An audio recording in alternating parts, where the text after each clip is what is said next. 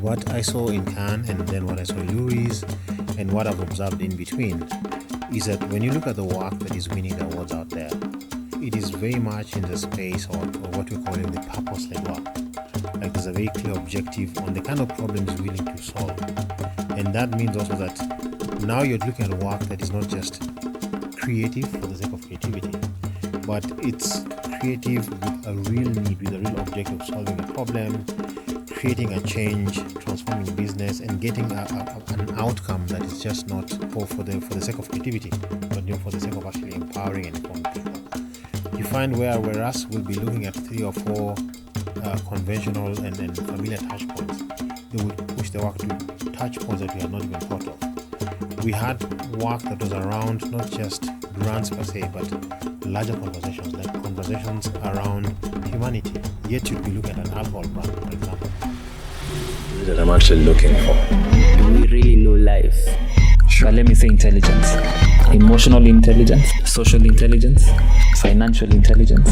So I believe it's important for each and every one of us to understand the rules that govern any arena of your life. You are listening to The Revenge of the Forsaken Gods, a podcast that explores the human experience and seeks to create a blueprint for living using books, stories, movies, and conversations. And here is your host, Andrew Balongo Opere. This is Andrew Balongo Opere, and you are now tuning in to part 2 of a conversation that I'm having with Maurice Rizz Wangalachi, Creative Director of Ogilvy Africa. This conversation happened in 2023 December. This is part 2 and a small recap of part 1. We're talking about the advertising trends and creative trends that are happening moving over from 2023 into 2024.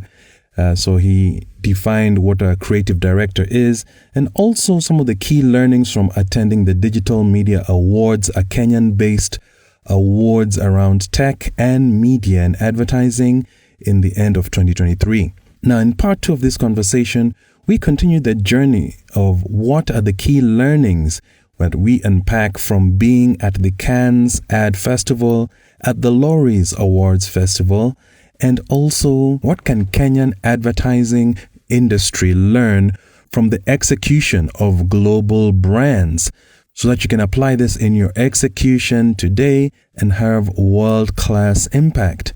We also finish off by just discussing some of the things he explores during the COVID season. I hope you enjoy listening to this in as much as I did creating this. Thank you very much and enjoy. All right, welcome back from the break. You're listening to the Revenge of the Forsaken Gods podcast special marketing edition with Maurice Rizz Wangalachi, Creative Director of Ogilvy Kenya. Or is that Ogilvy SSA? Ogilvy Africa. Ogilvy Africa. And before the break, we were just talking about different ads that he saw during the Digital and Technology Week, and just acknowledging some of the lessons and learnings that came as a result of just looking at those ads. And before we finish off with saying, what are the learnings from the client end and from the customer's end, I'd like us to have that at the very end. But for this, I'd like us now to talk about the Lories. You recently were a judge at the Lories, and the Lories is a South African-based awards ceremony that acknowledges the work of agencies, and its role is to impact both the agencies, clients, and the industry as a whole. Is that correct? Yes. Just one omission though. So the Lories also encompasses, at least last in this year, it now not only just, it's based out of South Africa, but also encompasses Africa and Middle East.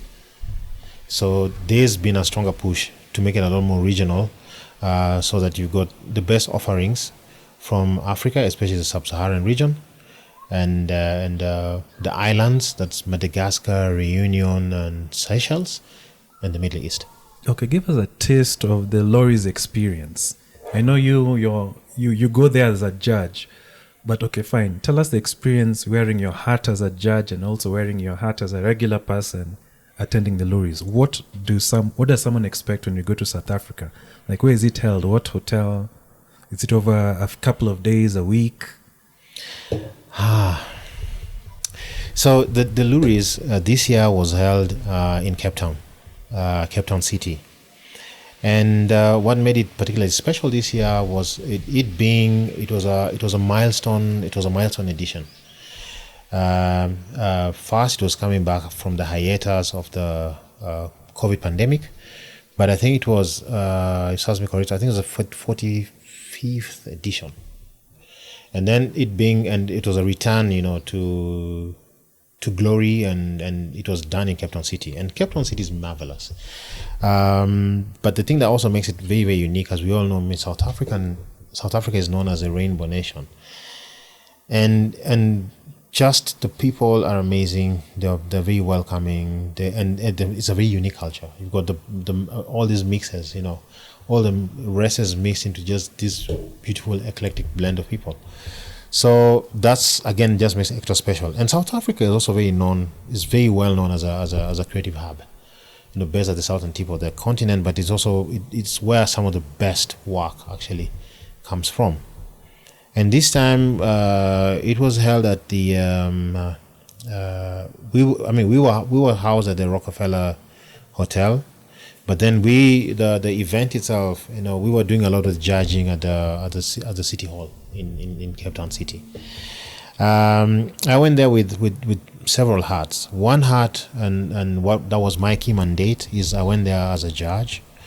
The second hat, obviously, I went there, as a creative person, as an artist, and then the other hat that you didn't mention, but this one I carried with me. I went there as a creative, a global citizen, but as an African.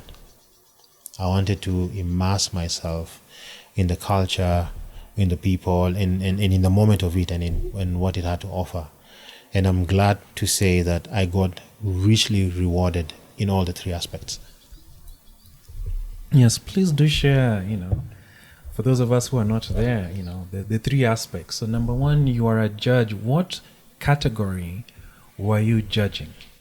The category that I was judging was design. That is my forte. Predominantly a creative, but at the core I'm an artist, and where my specialty is, and where I've managed to grow and propagate my craft is in design. So is that a graphic design? It started out as graphic design, but it's evolved over time. Graphic design is a principle, is a backbone of it, but then it does encompass, like just a wider platform of it. But so just generally referred to as design. But inside there, you're going to be looking at a lot of digital work. You're going to be looking at the artistic work. You're going to be looking at the craft. You're going to be looking at so many implications and implementations of it. So I was judging as design. Okay. Yeah. And yes, what were your favorite and what were the winners? Sometimes the winners are not necessarily my favorite. The Correct. Winners are awarded on very specific parameters. So what are the parameters? So for work to win, obviously, it's got to address very many things. Firstly, effective work, or what they call effectiveness, is what problem is it solving, and does it solve that problem effectively? Then is it creative work? Is it done in a very unique, very original, creatively? And then what is a craft? Has a craft been done, to the highest possible level? Because you can have a beautiful idea and people understand the idea, but has the idea been executed in a way that is so creative, and you look at it and you're like, oh wow, this is amazing. So the work has got to be creative. It's got to solve a problem. The craft of it has got to be just fantastic. But now also more importantly is that even when you tick all those boxes, we're also looking at the result. Right? What was the result? What was the outcome of this work? There are certain ways that is marked, the engagement of it, the reach, did it transform our business? And then now we're also looking at it very critically. Yes, it's design, but is it inclusive? Is the idea inclusive?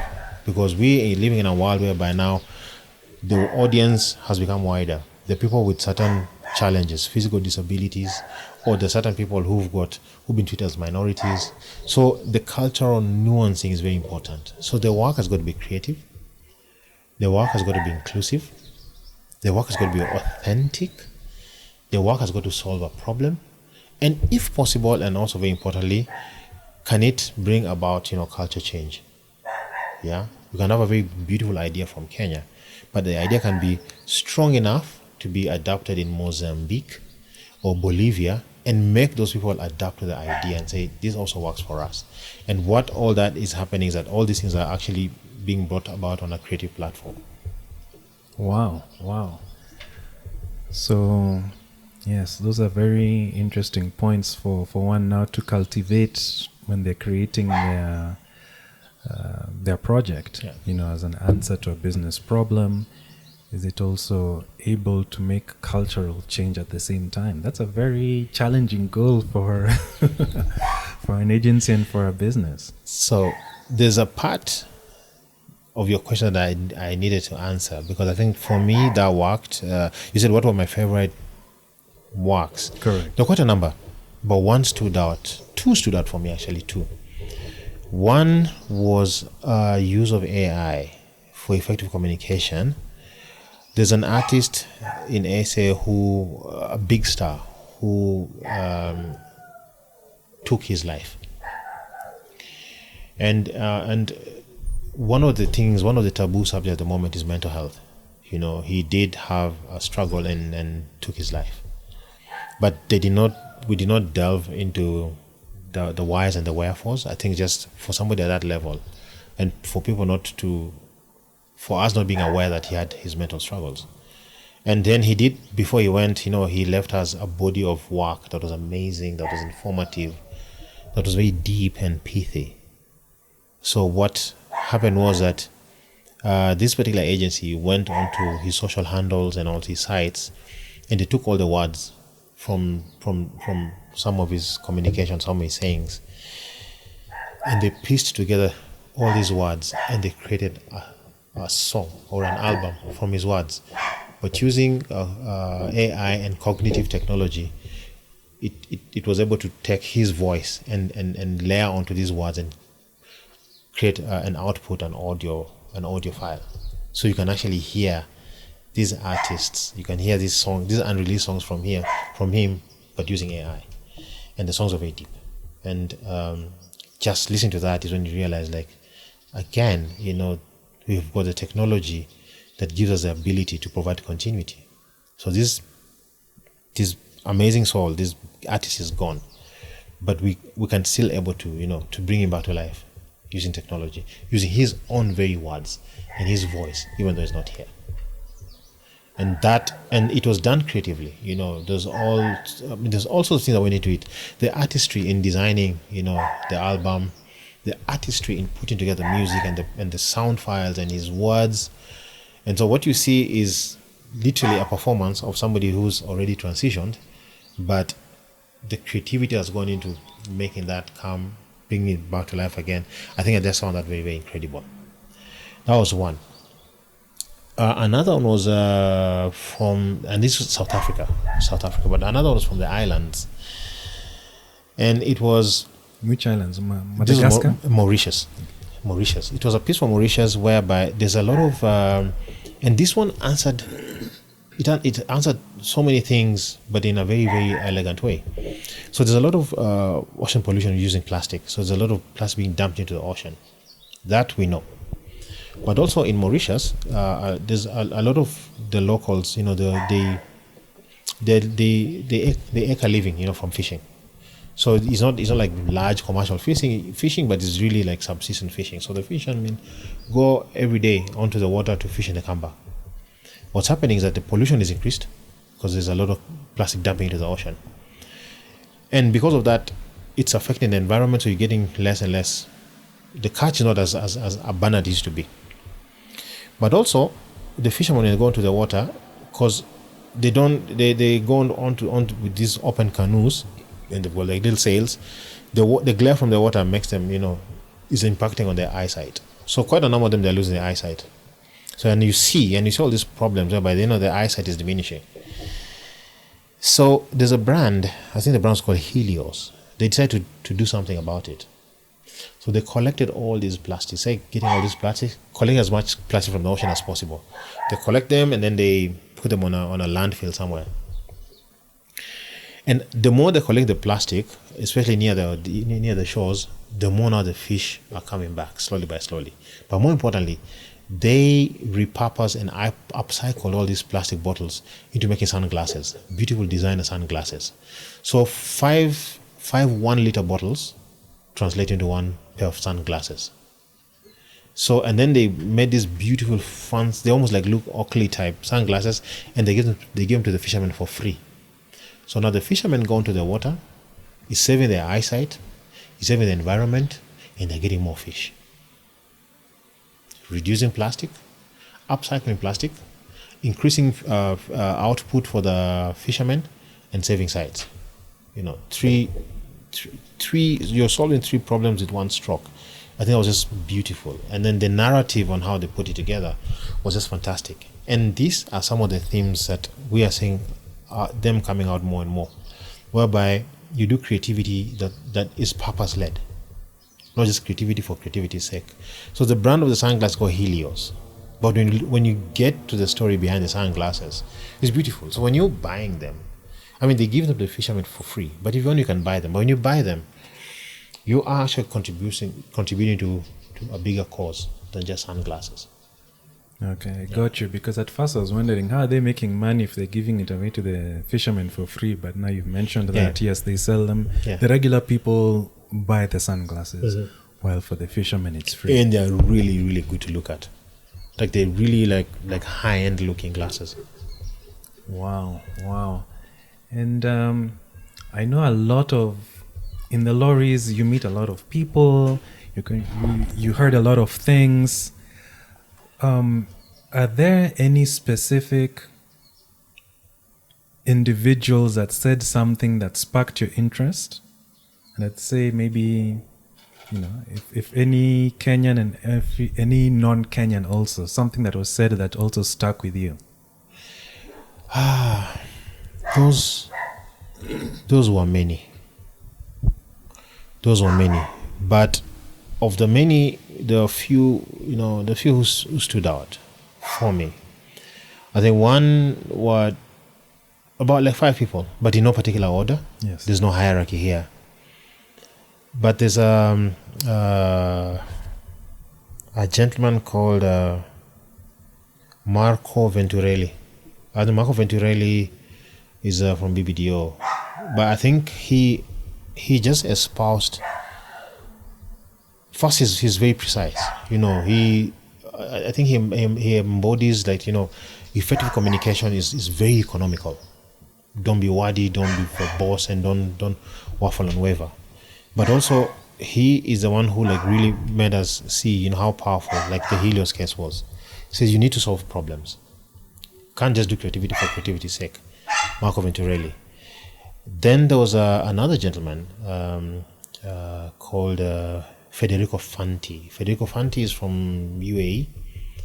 I think he's the CCO for F7, something like that.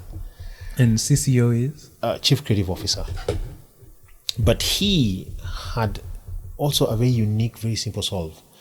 He is the CCO and the creative mind behind one of the cases of a celebrated case of Heinz ketchup. So Heinz ketchup, people is shake it and beat the back of it and what have you, and you've seen so many ads around that. But what he did is that they found a very simple, elegant solution. They designed a pack that's you can open both ends. Wow. So you almost think why did you think of that? So instead of now, instead of shaking it, beating it because you want the one at the end to use it, you can just flip it. Either way, it works. So it's a double-sided, and it's a simple, very effective solution, but with serious implications because it removes that angst and that inconvenience of slapping the hands, but also at the same time, it's when you look at it in the long term, it's economies. Economies of scale work in your favor, because sometimes people throw away an unfinished product because they can't get to the bottom of it. So, and this was again Federico Fanti. Just an incredible and amazing soul.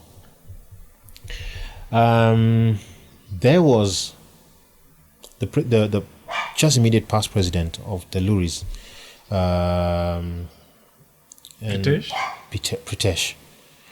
I think Pritesh has managed like almost like an impossible task, making the Luris relevant again. Because there's so many awards and a lot of noise and clamor around awards, but for him to widen the mandate of the Luris to include Africa and the Middle East, and to do all that shuttle diplomacy. I mean, when you meet Pritesh in Kenya and you talk to him, you might think he's Kenyan, and then he's got the uncanny gift of remembering everybody's names.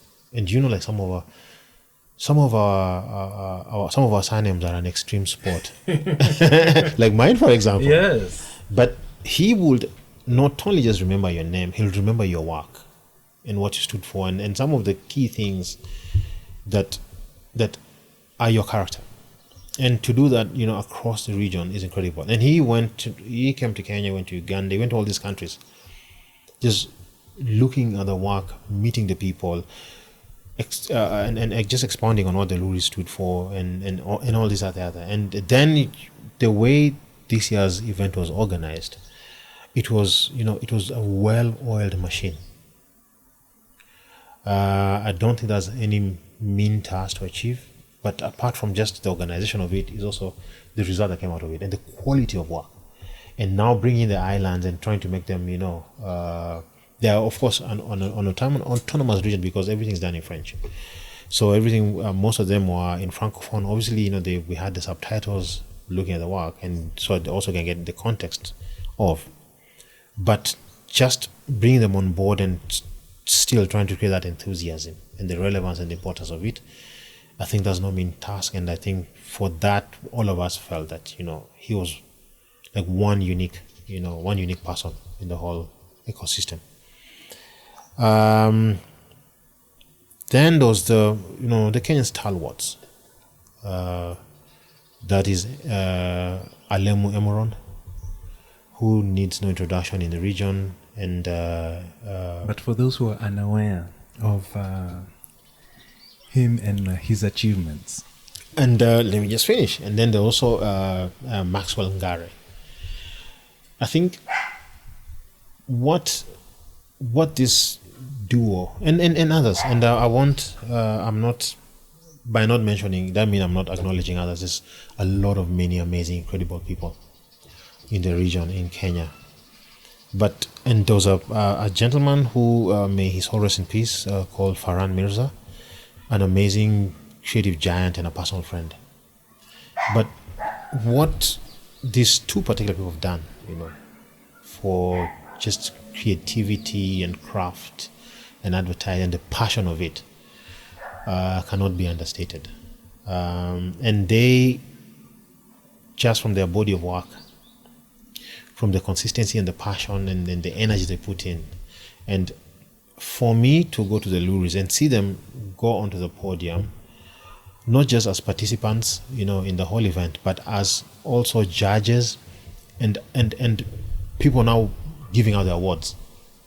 For me, I think it was a poignant moment, because I saw where they started. I've been with them on this journey, and to see them now there, not just winning, but also not awarding people, and them being looked up to as the people who the torch is being passed on to. It's a particular privilege. I went there as a judge. I've had my own personal journey as well, creatively and socially, but I think for me it feels better. Other people celebrate me, acknowledge me, but I think for me it feels way better when somebody else does it for you. And I for them is a complete circle, that I think where creativity is alive and well and is in good hands.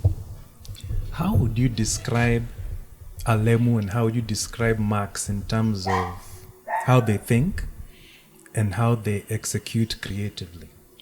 So they're all both very unique. They're very unique individuals in their points of view.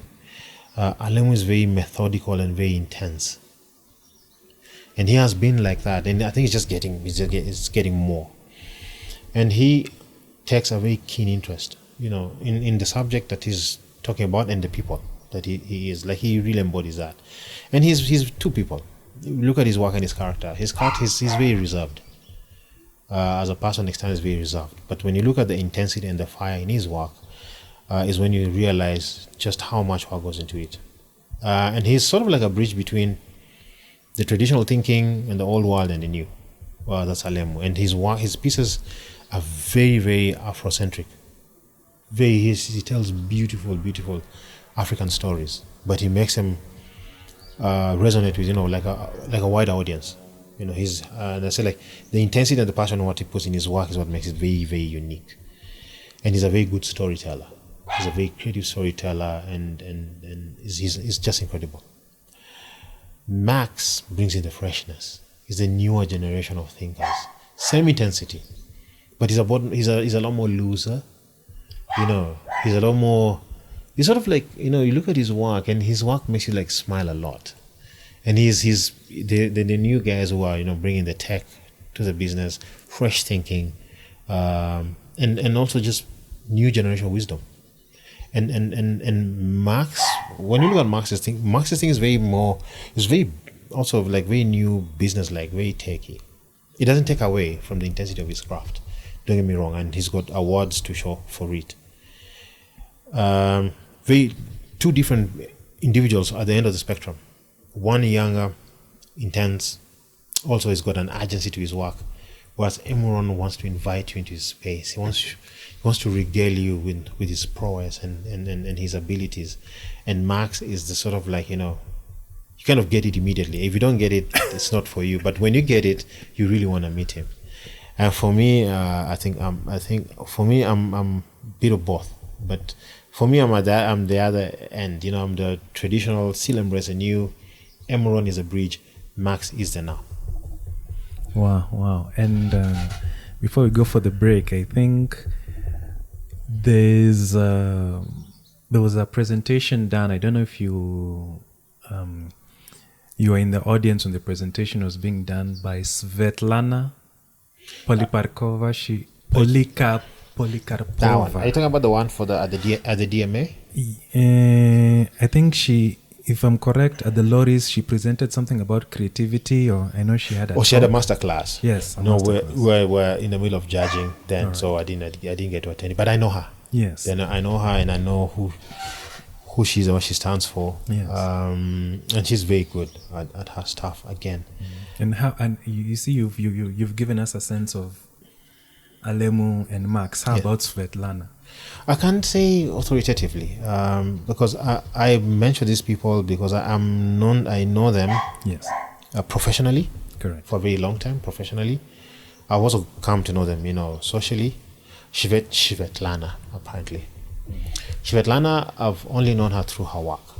She's very switched on, and she's very good at her craft, and she's very intelligent as well. And the thing that she brings on board, apart from just the attributes that I've mentioned, she has allowed herself to immerse herself into different cultures, environments. It's not an easy thing to do, because if you're very good, creative especially, if you're a good creative, you're pretty much of the mentality that, I am here to bring this on board. If you don't get me, then you catch up with me. Svetlana will want to know you, and when you see her next communication, it's actually incorporating what she just known of you, and that makes you want to resonate with her immediately. You go, this, and then of course she's very, very technologically savvy, and I think that works wonders for what she brings on board. But also another attribute is, and this is a thing that we need now to look at a lot more. You remember we're talking about inclusiveness and we talk about diversity. Svetlana comes from a different region, and then and she brings in a beautiful perspective, as well, from the gender point of view. She she is female, but she doesn't look at that as an advantage or a disadvantage. She's bringing a lot of incredible work. She's bringing a work with a lot of integrity, yeah, and she is layering that on. She also brings in the feminine cause, without saying like, I want you guys to view me with a bit more consideration because I'm a female. No, it just goes to show again, if you're going to be gender blind about something, then you got to come in with that a point of view. Like, I'm not just doing these things, I don't want you guys to look at me favorably because I'm a woman. I just wanted you to look at me as I'm as competent as anybody can be. And I think that's one of the things again Kenya is bringing onto the table. We have got a lot of incredible female creatives. I think we need to celebrate them a lot more. My own CCO, my own chief creative officer, is female, and she's incredible and very, very competent and brings in a fresh perspective. Whereas the assumption is, and it's a very wrong assumption. You had a lot of men, or it's a very male heavy space. But I think now there should be a lot more room created for women, and so that's just my CCO. One of my creative partners, this one I can mention freely, is also young, female, and my God, she's an incredible creative. This a young lady in our office, and I think the world is going to be her oyster because she's brave, she's very open-minded, and she's energetic. I think just for legal reasons, I don't want to mention her name, but correct. I think the way I describe her, people will know who I'm talking about. And she just brings beautiful energy. She's not been with us for a very, very long time, but I also judged with her at the Rizz, and she's also been invited to judge in other award shows. But I think she is, to me, she's not the next big thing. She's a big thing now. I think with a nurturing environment and opportunity, we're looking at a superstar. Wow. Yeah. Wow. All right. Let's take a break, and when we come back from the break, I want us we'll finish off by the lessons that you learned when you were at Cannes, but also who are the top creatives to look for, both men and women, in 2024? That's a tricky one. But yeah, thank you for that. Let me stew on that for a couple of minutes. That's right. Okay. All right. I am Maurice Rizz Wangalachi, and you are listening to the Revenge of the Forsaken Gods podcast. Yes, welcome back to the Revenge of the Forsaken Gods podcast special marketing edition with Executive Director of Ogilvy, Maurice Rizz Wangalachi. And now, before the break, we were talking a little bit about the lorries, and I want to shift gears a little bit now to the Cannes. And the Cannes Ads Festival, I hope I'm saying that correctly, is considered what the Oscars is for movies. That is what it is for now advertising agencies and for marketing agencies. Is that correct? Indeed, correct. Again, just perhaps maybe you wish me well, but I'm creative director, not executive yet. But I apologize. Inshallah, I guess maybe it's from your lips to God's ear. One day. Yes, the Cannes. It's called the Cannes Lions Festival.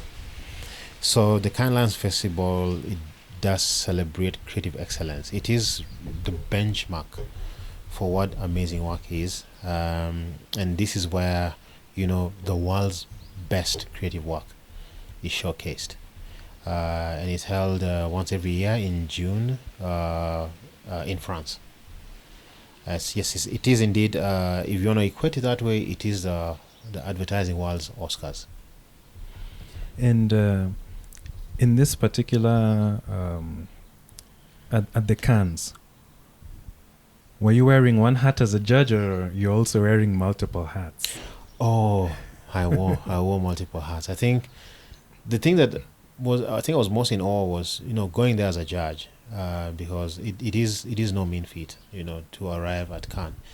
To win in Cannes is incredible. I did win last year, but to go there as a judge, I think that is just everything. And so I had the rare privilege to be both a winner in Cannes and a judge in Cannes. So when I went in there, I was wearing so many hats. But the principal hat that I wore was obviously, as a judge in Cannes. The other hat I wore is as a creative from Ogilvy, Africa. And the other hat I was wearing as a citizen of the continent, as an artist of the world. I mean, I had so much to look forward to, so much to learn, so much to share. And then the other hat is just when there's a tourist, I wanted to see whether is there any French in me that I can embody, and I just wanted to see, just enjoy what the whole place had to offer. All right.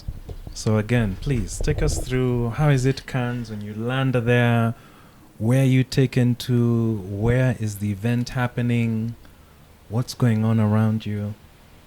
Cannes is a long journey to get to Cannes, but I think just to stick to the principal elements of it is that Cannes itself is it runs over a week with 3 or 4 intense days of judging, and then 1 day of the 2 days, and one culminates in the one grand finale of the award ceremony.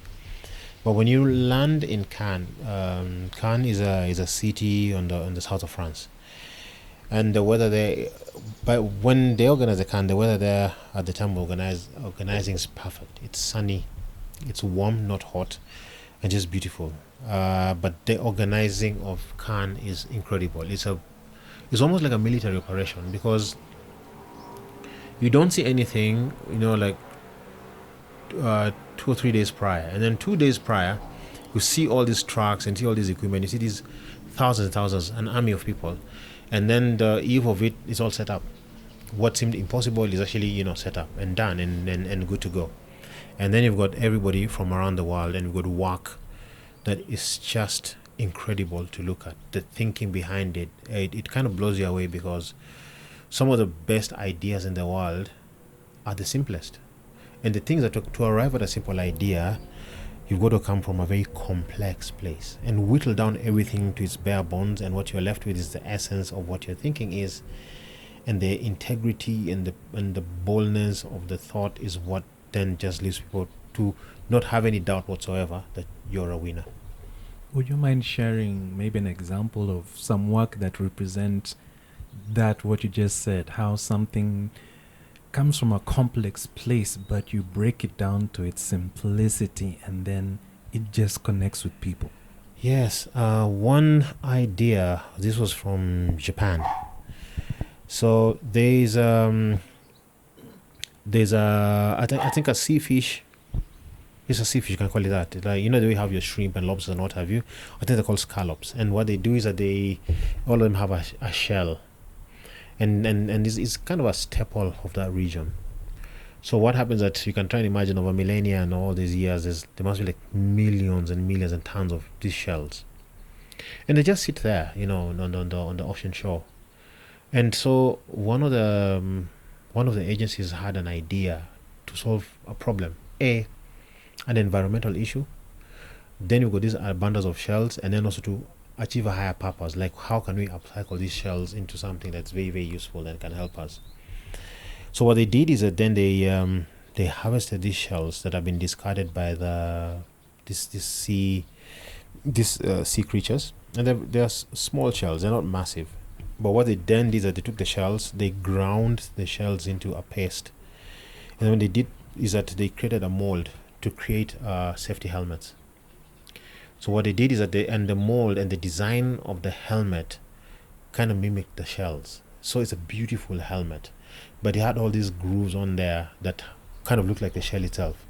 So it is almost like these sea creatures had created a shell for human beings.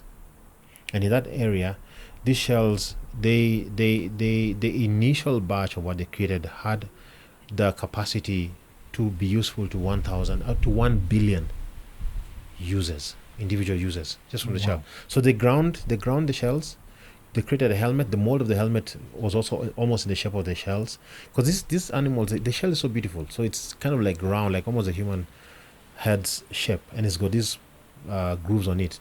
And what they did, and what made it fantastic, is that they didn't color the shells. So the helmet. So the helmet is that nice sandy color of the shells. So when you see it on a human head, it's beautiful. It looks like that safety helmet on a construction site, but it's a off-white with just grooves, from ear to ear. So you can see it's from a sea creature or a snail of sorts. But inside it, they just put in that safety harness, the plastic thing. But on the outside, it looks like a shell of those scallops. Wow. And it's very light and it's very durable. And it means now they're going to harvest all these mountains and tons of the scallop shells and turn them into safety helmets for that whole region. So the next batch, you're looking at an effective usage of 3 billion units. So it's a very elegant solution to a problem that was always there, that just sat and was in front of our eyes, but then they converted into something very, very useful. Oh, and then the name of the product is called Shellmet.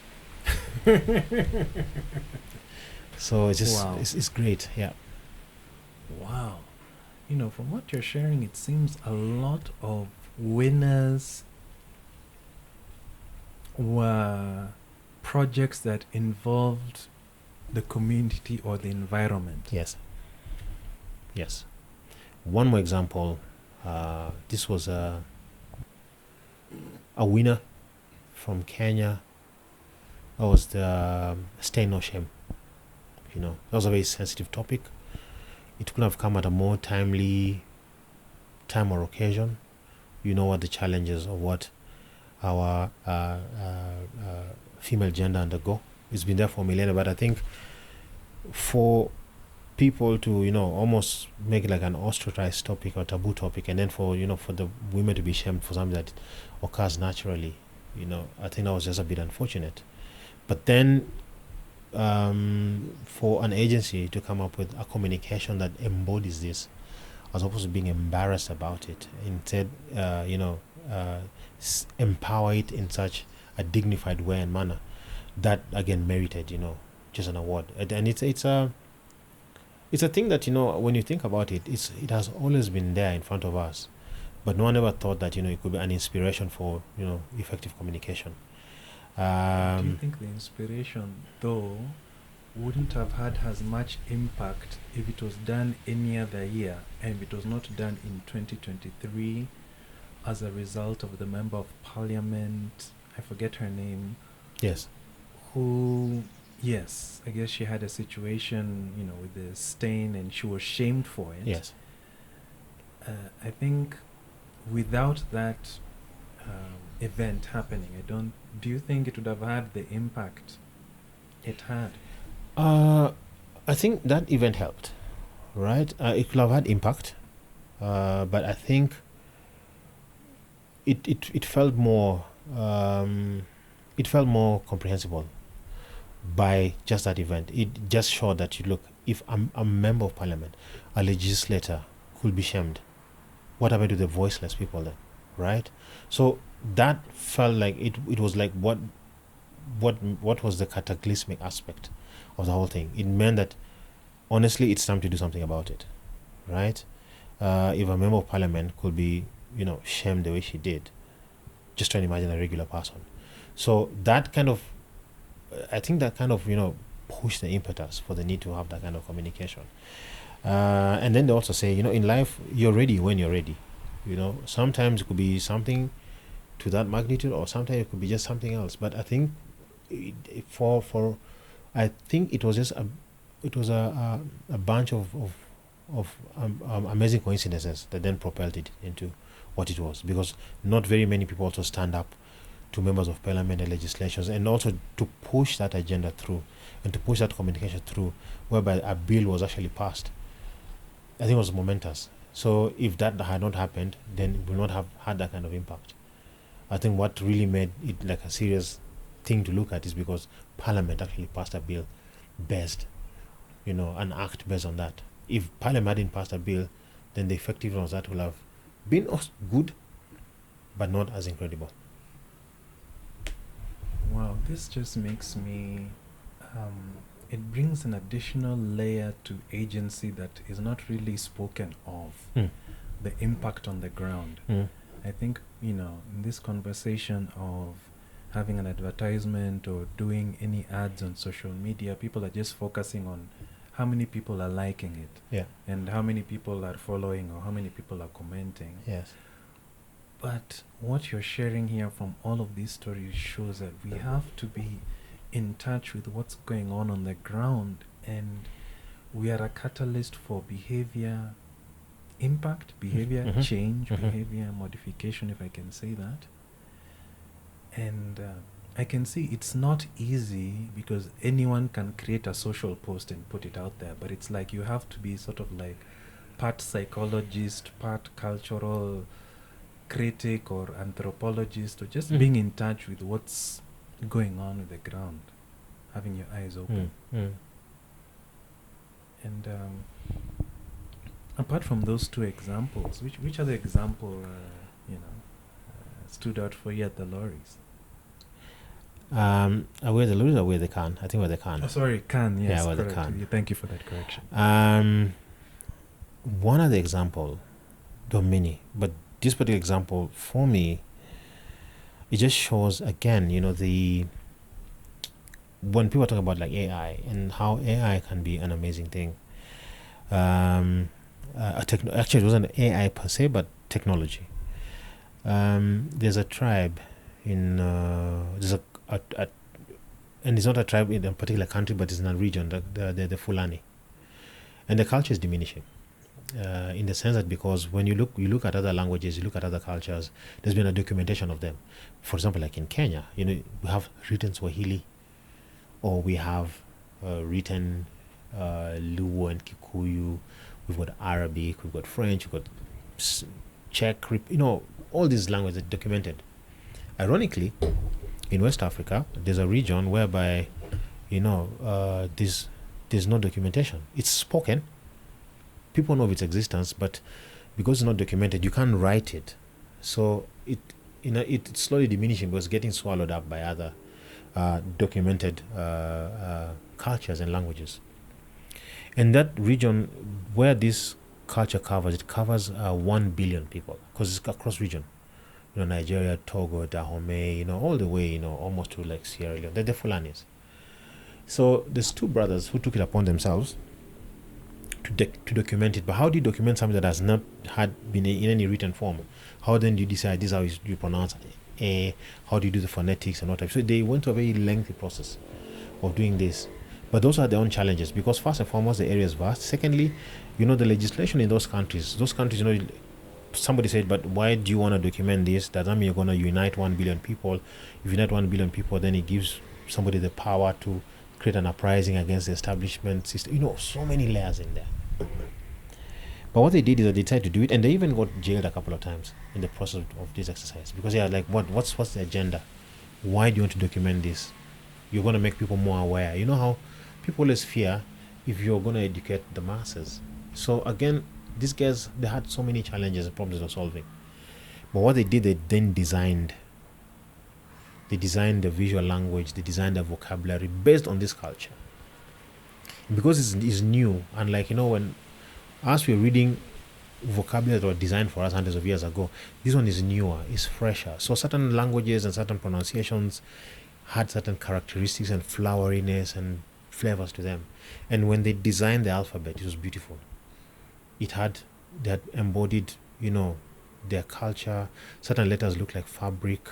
Certain letters look like they're carving. All that, the sculptures there and the craft and what have you.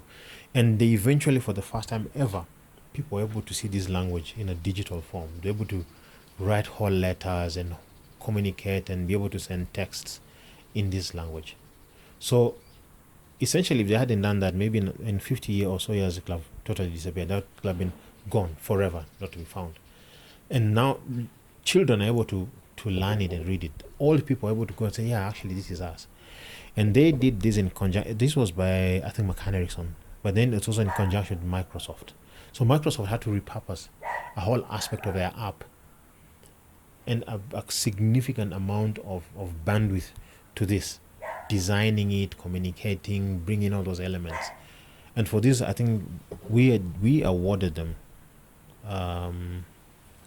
It was a Grand Prix. It was a very a very, very high award, because it took a lot of work and took a lot of years, but it just shows the purpose itself, where technology now completes our narrative. So there's the artistic element of it, designing the alphabet and the vocabulary and the visual language and the digital of it. It means now a culture that will have totally disappeared forever and ever is now going to be preserved. But also it just shows the need to solve a problem and the need to have that kind of passion, to not just communicate about your culture, but to showcase and to offer something to the world. And then there's also the aspect of this is going to have such impact. You have preserved the culture, but also brought about culture change. And how we're going to view these people. Things that we've never been able to see and understand, now we can read and understand. And just the results of it, you're impacting 1 billion people right now in just that region. But if these 1 billion people are communicating to the rest of the world, you can see the multiply effect is just incredible. And then at the end of it also was just the collateral that was left behind. Just the visual language is just beautiful, beautiful, beautiful. Those stood out for me. There were other aspects were something called the true cost of gold.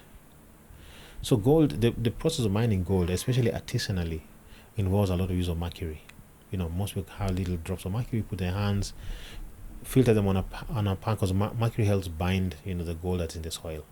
But mercury also means it's really destroying the environment. Apart from destroying the environment, most of the people handle the mercury because it's like locals, they're dying, they've got health issues and what have you. So one way of solving this problem is to show people that, look, first the environment is being destroyed. This was in the Amazon. Sorry, let me be specific. I think it's Bolivia or Colombia, one of those countries. But the thing is that people never know how the extent of the problem. What you see is gold. The final product is beautiful. So what they did is to find a way to really create an awareness around this problem, is to find a way that is as impactful as possible. So what they did is that a place where gold is really, really cherished is when you win the Oscars. At the Oscar Academy Award, when you leave that little statuette, it's pure gold and people see it, and the Oscars are beamed across the world. It's a very massive platform. So what they did is that they found a way of hijacking the occasion by finding out people who might listen to their cause. Some of big stars, big actors who will listen to them. So instead of now them giving them the little gold statuette, they made little carvings from the Amazon, clothing, Amazon clothing, and said where the gold is coming from is where these little things come from. And the gold is actually impacting negatively on the environment. The true cost of gold is millions and millions of acres of land being destroyed, hundreds and thousands of people suffering health issues. Some of the damage is irreparable. And so you can try and imagine when someone's going to receive the gold statuette on the platform, instead of them getting that, they raise this little doll. I mean, it's a beautiful, it's a complex story, but told very simply, that the true cost of gold is actually destroying the environment.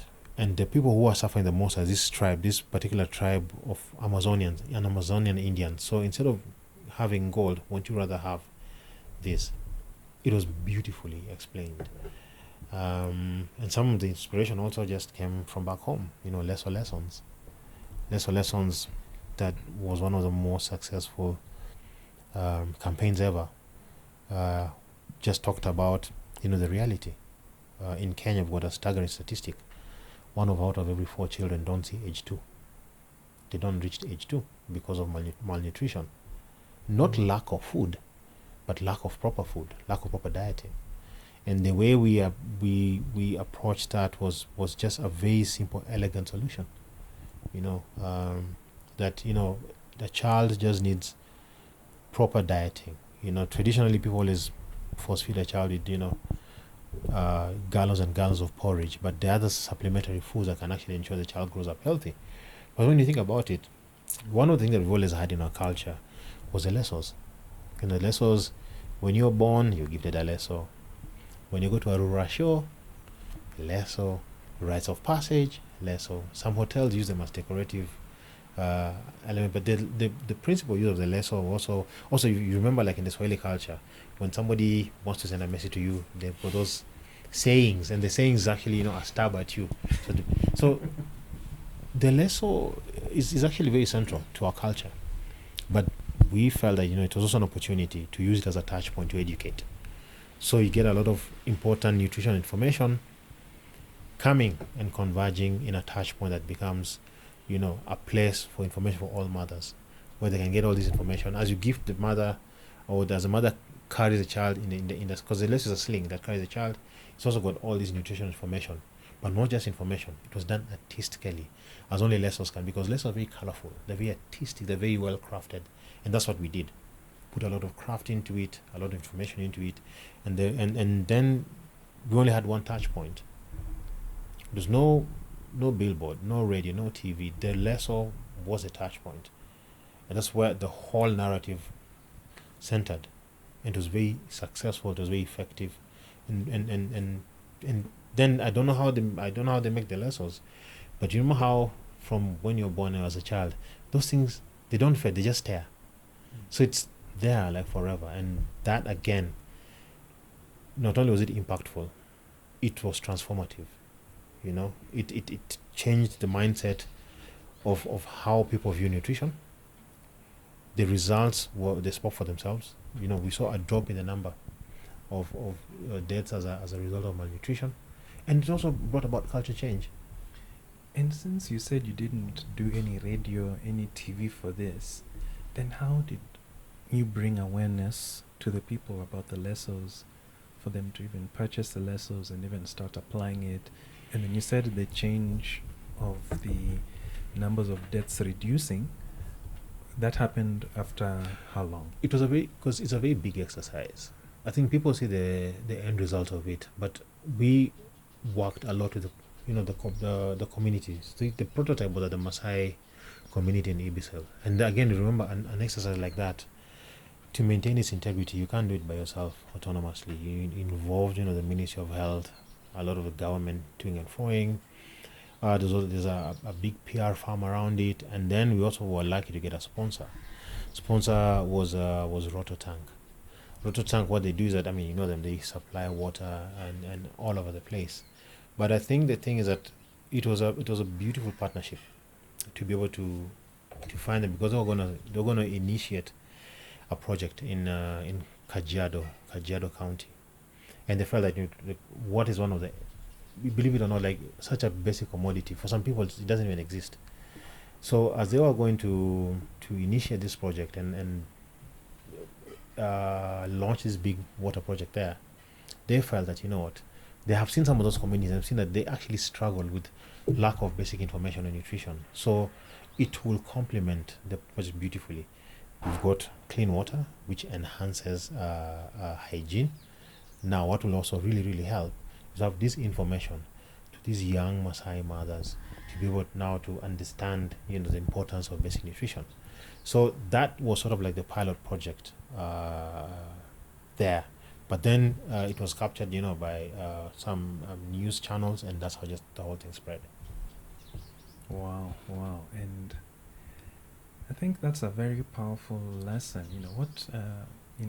What were your main lessons from that experience?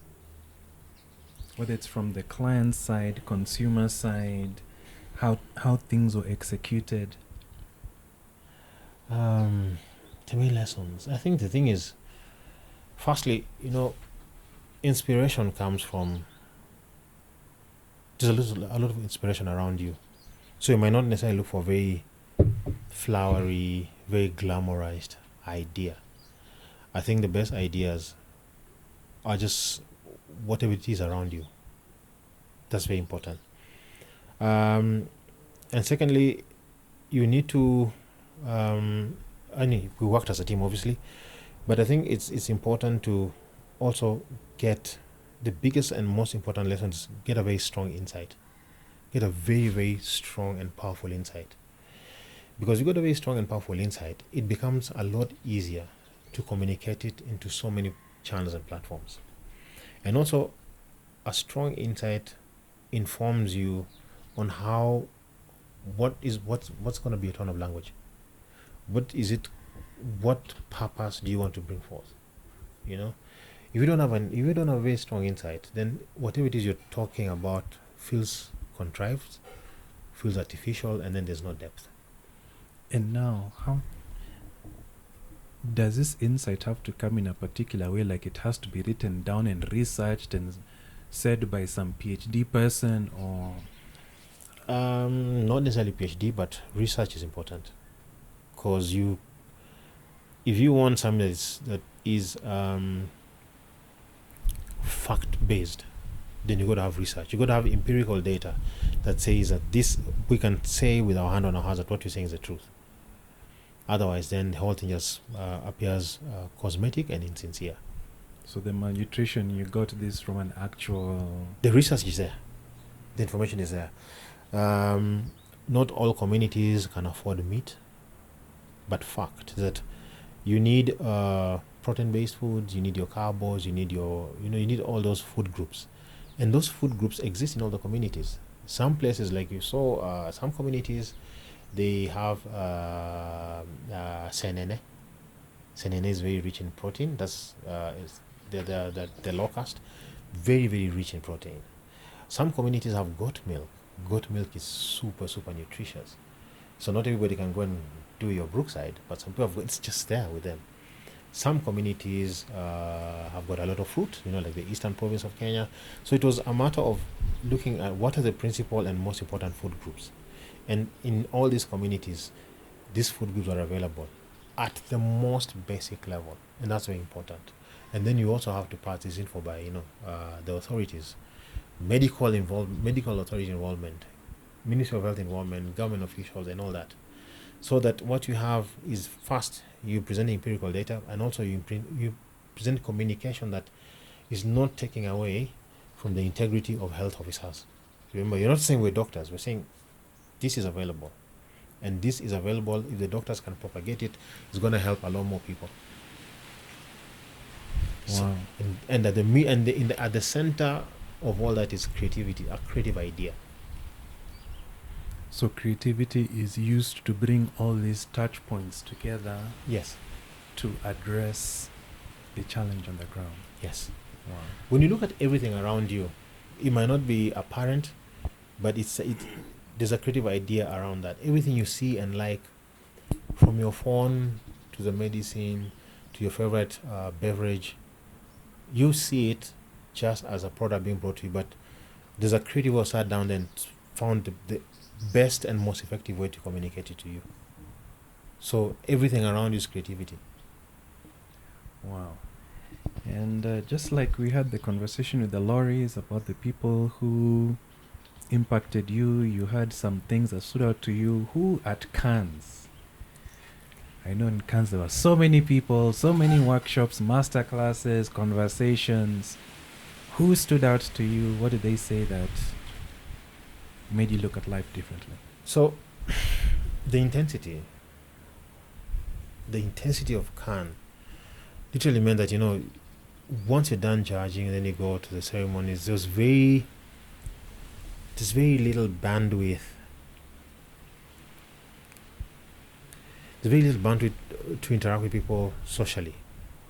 But professionally, that was, I think, for me, the most rewarding thing, because I met a gentleman called Quinton Harris. Quinton Harris is from New York. He's African American, and he was a jury president for design. But what was very striking was his character and his personality. He's done quite a lot in a very young age. He's young, but his ability to bring, you can imagine all these superstars to sit at the table and agree, or argue objectively and disagree objectively, and form and arrive at a consensus, talking about work, talking about creativity, talking about effectiveness, talking about authenticity and inclusiveness and all that.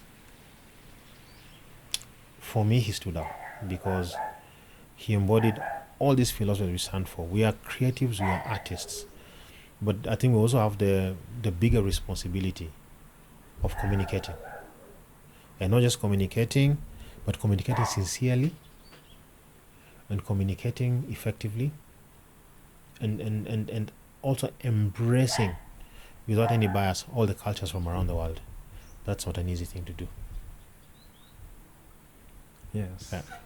Outside of Quentin, I know you said, I'm sure maybe some of your colleagues, so you're like, wow, I like how their perspective is different. They were, I did meet, I come from a network, an agency network of seriously talented people. I think for me, one of the privileges has been to work in Ogilvy, because it's a very process-oriented agency. I know creativity and inspiration might appear random, but we have synthesized down to a science at Ogilvy. You're taught what to look out for and how to be able to identify it, and then when you're able to identify it, what do you do with it? So creativity is a process, believe it or not, and I think Ogilvy has been able to do it. If you look at most of the people who are very good at what they do, most of them pass at Ogilvy. Especially like in Kenya, quite a number of them pass at Ogilvy. It's very intense. It's a very intense exercise, and the person who then heads like the creative department is a person who's always under intense pressure, because we've got a very rich heritage of very talented people and very creative work. If you're a CEO at Ogilvy, if you're a CCO at Ogilvy, if you're an executive creative director, group director, or director, it is a privilege, because you are coming in, to a place or a platform or an organization that is steeped in a very rich culture and process, and it's steeped in winning. It's geared to winning. So like, right now we've got a massively talented CCO, and is a lady, and her thinking, the way she thinks, is just incredible. She comes up with this. It appears simple because she has been used to dealing with very complex processes. I'm coming in with with years and years of experience. When somebody's struggling about an idea, and I'm thinking, don't struggle, do it like this. And I've got teammates who are also very good at what they do. And then we've got people who are just coming in, like I mentioned, this very young lady, who at a very young age is already exposed to the complexity of big idea thinking. So the things, like I said again, it's an organization that is steeped in winning. And even when we go to Cannes, the Ogilvy is showing that is very strong. So I did meet our global CCO. Oh, and it's a lady, called Liz Taylor, an incredible human being, and other people. But again, to arrive back at your question, outside of Quentin Harris, I think there were many people that I met, that when I met them in person, and you think, I think what's incredible is that when you meet somebody who has been the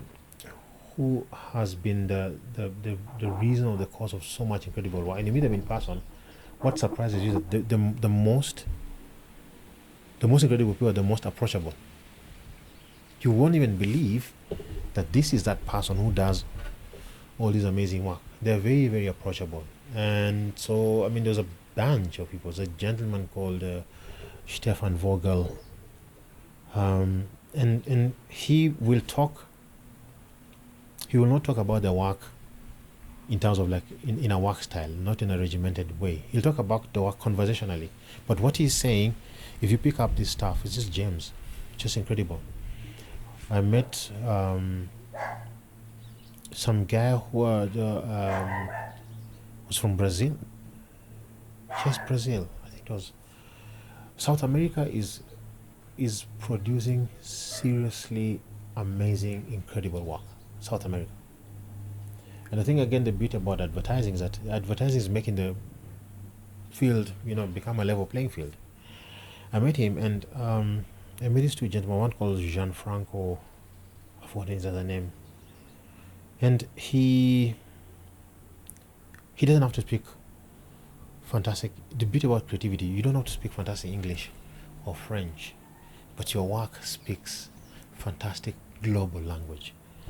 And meeting these people and seeing their philosophies and what they stand for is just insane,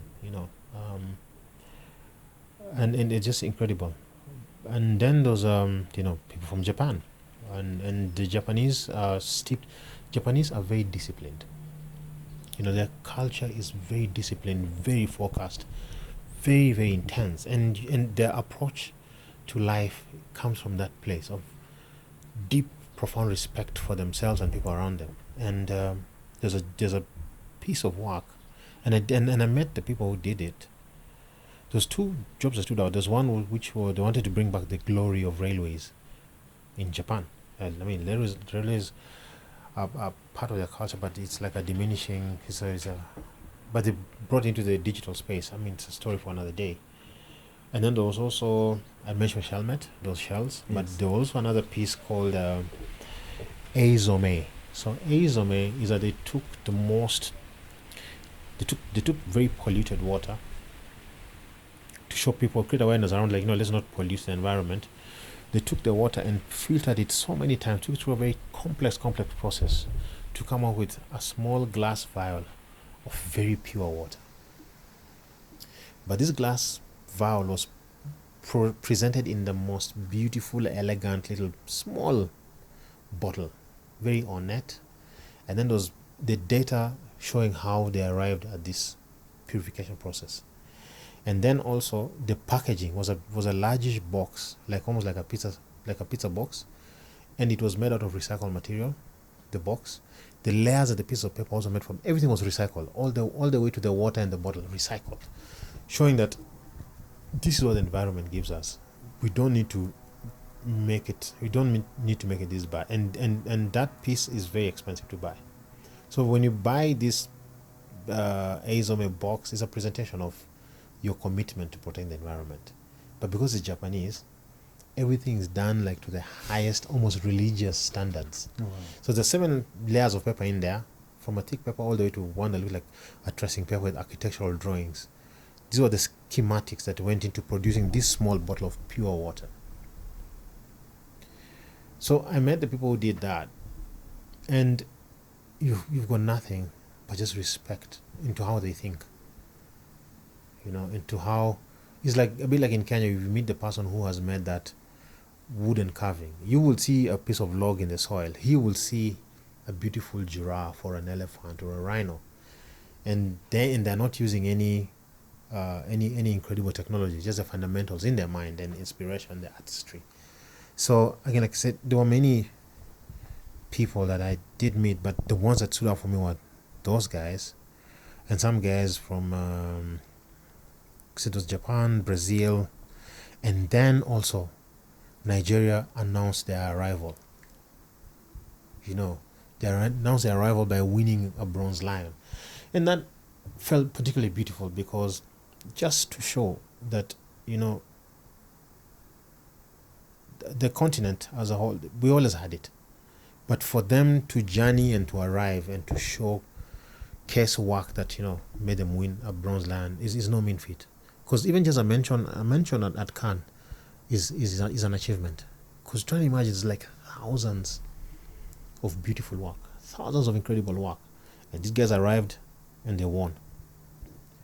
And just talking about that, Cannes is, for us, has been, I think for Kenya, it's been progressive, because a couple of years back we'd won again. It was a bronze lion for the world's most eligible bachelor, and at the forefront of this was Emuron and Max Ngari years back. So you can try and imagine, that's saying, hey, we've got some guys who are doing firework here. And then last year, that time it was for the world's most eligible bachelor, and won a bronze lion.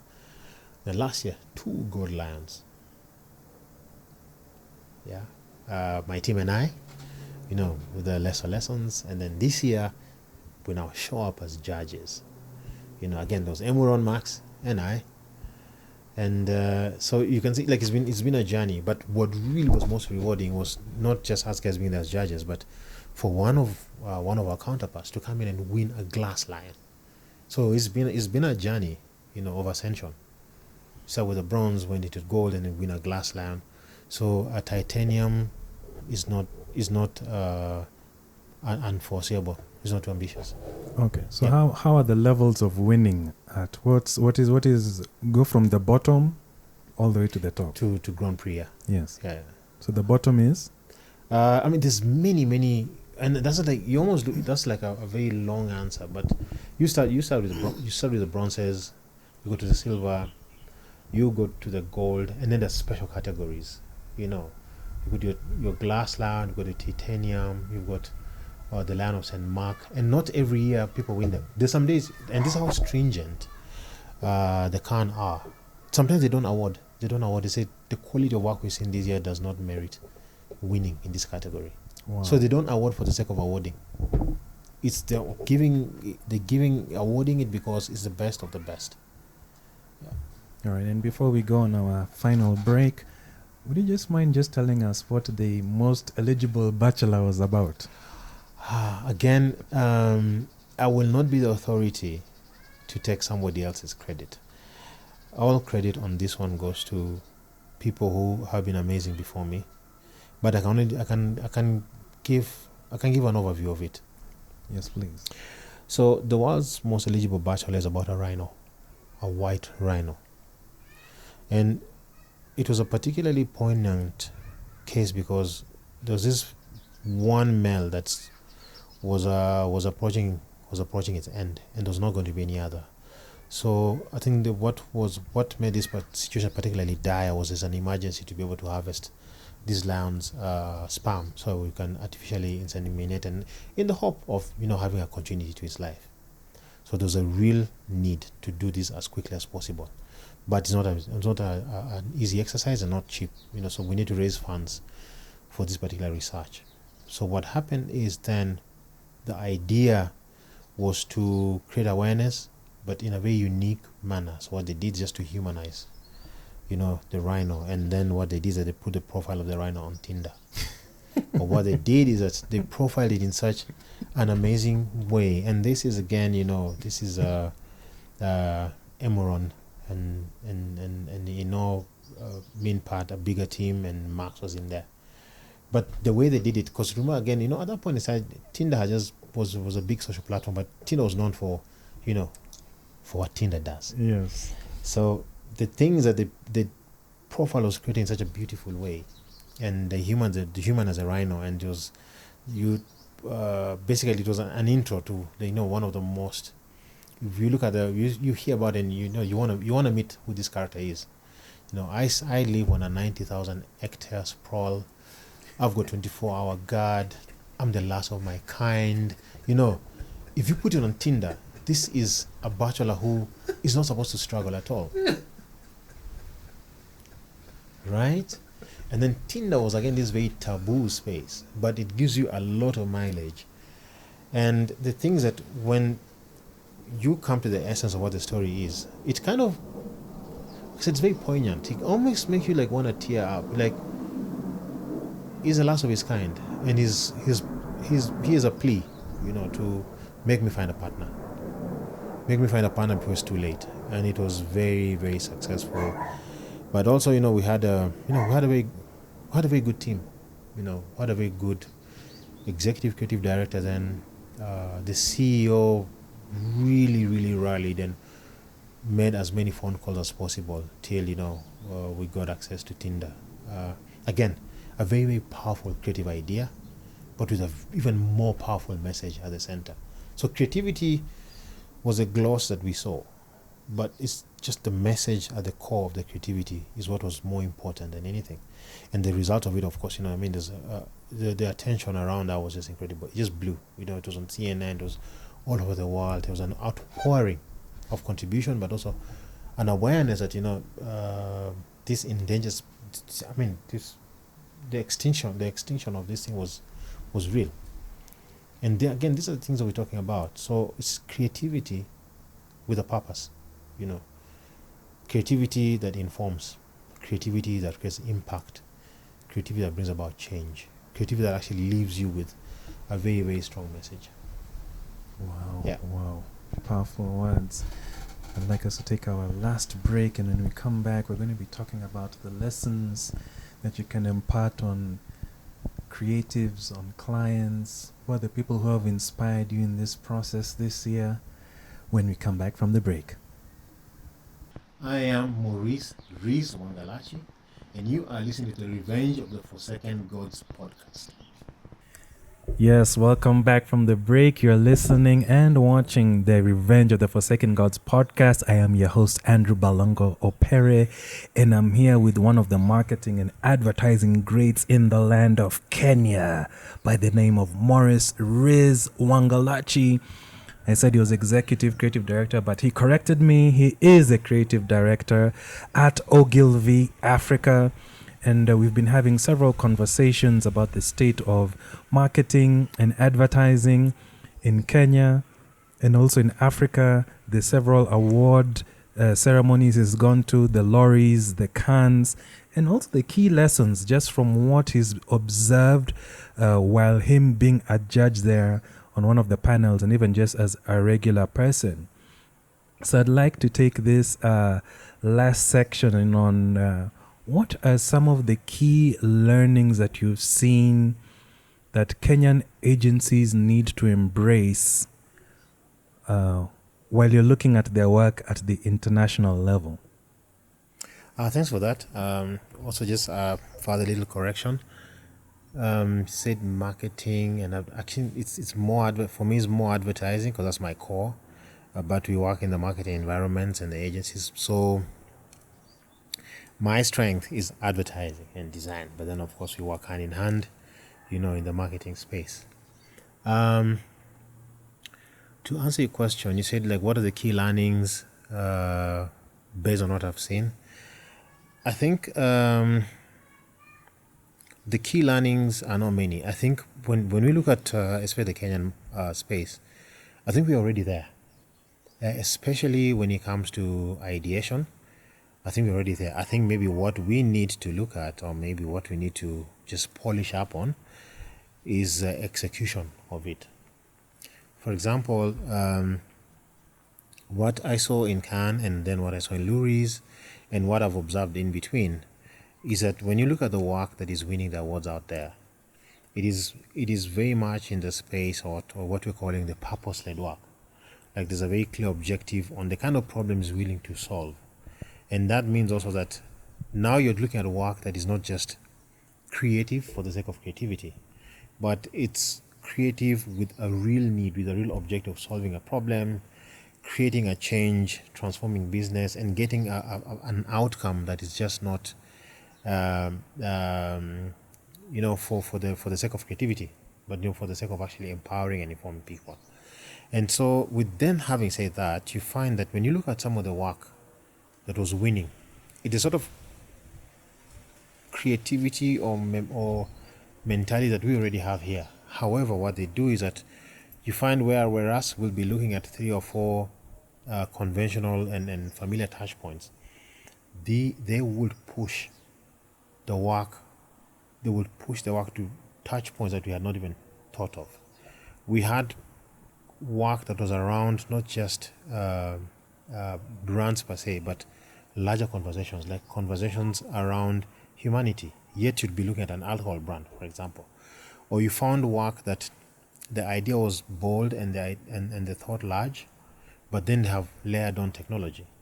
So that you find then that you're looking at work that is really about an idea that talks about humanity, but is using technology. So it's not about technology. Again, it still comes back to something larger, something more profound. But again, at the core of it was, humanity.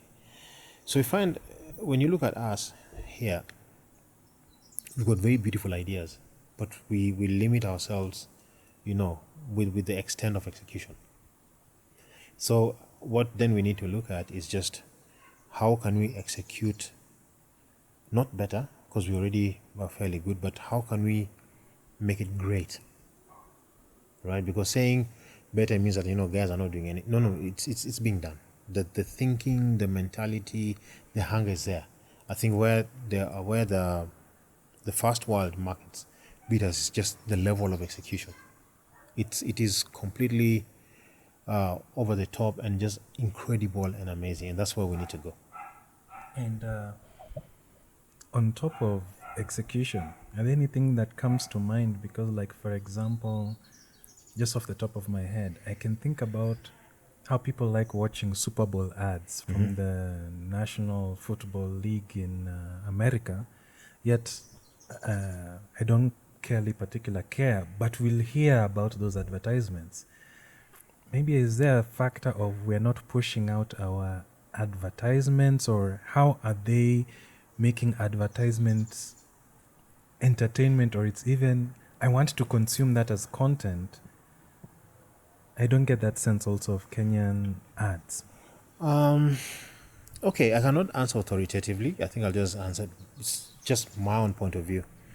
Firstly, when you look at the Super Bowl ads, they do some amazing ads, but you can see, again, they are for a very specific market. I mean, in all honesty, when you look at the Super Bowl ads, the creativity is amazing, is incredible. But not all of them are going to resonate with you, right? And when you look at, and that's why we find, like, even when you look at like the Khan and you look at Luri, some of the awards, some of the work that has won is not necessarily lending itself from Super Bowl. Super Bowl ads have a particular purpose and for a particular segment. And then, again, most of the Super Bowl ads they're very, very expensive.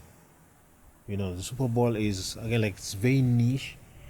It's an opportunity for the Super Bowl itself to make a lot of money, but also it's for an opportunity for the ads to put themselves on a very elevated platform. Now, it will be almost unfair to make a similar comparison to Kenya. I think Kenya, we've got some very, very distinctive ads that really serve the market here.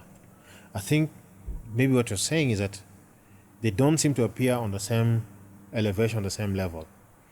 And that is, like I said, again, I won't answer authoritatively. I think the ads are self-serving. They are targeted to a Kenyan end user. The Kenyan end user consumes them, appreciates them, and I think you can see that on some of the social media platforms. But could we do more? Yes, we can. And that requires several things, but principally two of them. A bigger goodwill from the client, and also more open-mindedness from us, the stakeholders, advertising agencies, the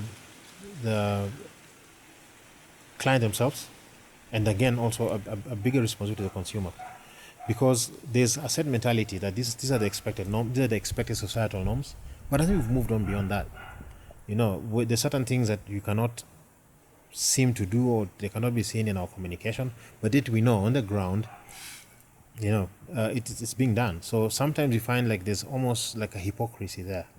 I think once we become more accommodating, more open-minded, then you'll see braver communication.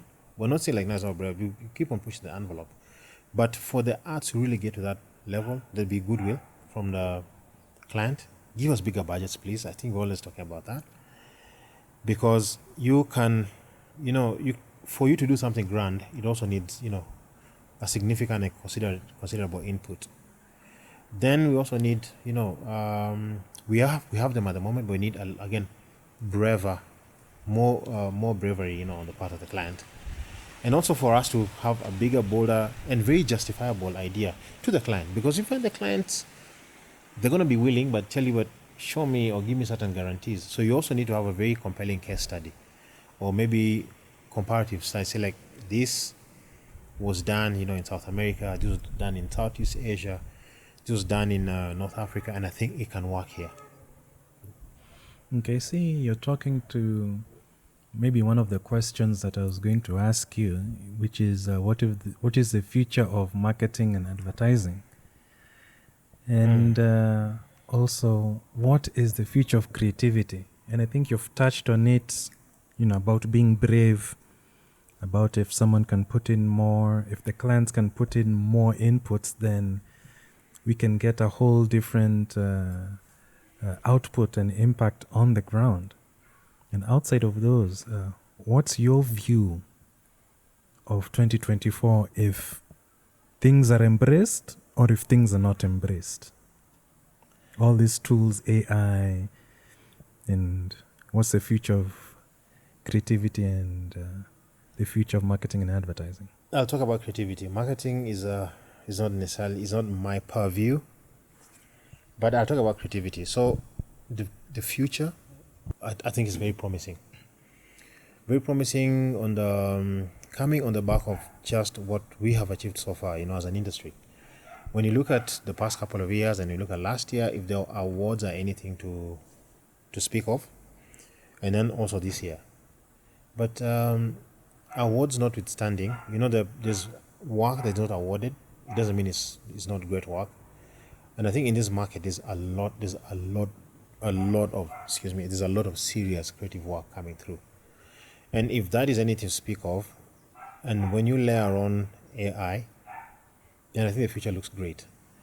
I think also when you look at what might be like a negative aspect, I mean, we're struggling a bit, the economy is not as good as it should be. But because of that, that adversity presents an opportunity. So you've got clients and you've got brands that are looking to, break through all that doom and gloom and all that noise and clutter and say, we're here and we stand to be seen. And this has more or less been seen, especially with the smaller, lesser known brands. Those are the ones who are now a lot more agile in embracing, what you might almost say like bolder, like more risky, thinking. So, and all this is very, very much dependent on creativity. So you've got creatives who might not necessarily be very, very experienced, but they've got, and that's an advantage since they're not burdened with process. They're not burdened with stringent VIs and brand codes. They are pretty much willing to forego some of this and then come up with what might be seen as very, very fresh work. However, that is not now negating that established brands need not go the same route. It just shows that we need to find workarounds to that. The advantage of big brands is that they command a lot more equity in the market. They've got a lot more heritage and more experience, and they've also factored in best case scenarios and worst case scenarios. So in a situation like ours, for example, these are sort of brands that then can decide to change points of view and tact, but at the same time still work within the guardrails of what the brand guidelines, the brand codes stand for. The future looks amazing because AI is here now. AI does not replace creativity. No. AI enhances creativity. AI completes our narrative. For example, in scenarios where we could have requested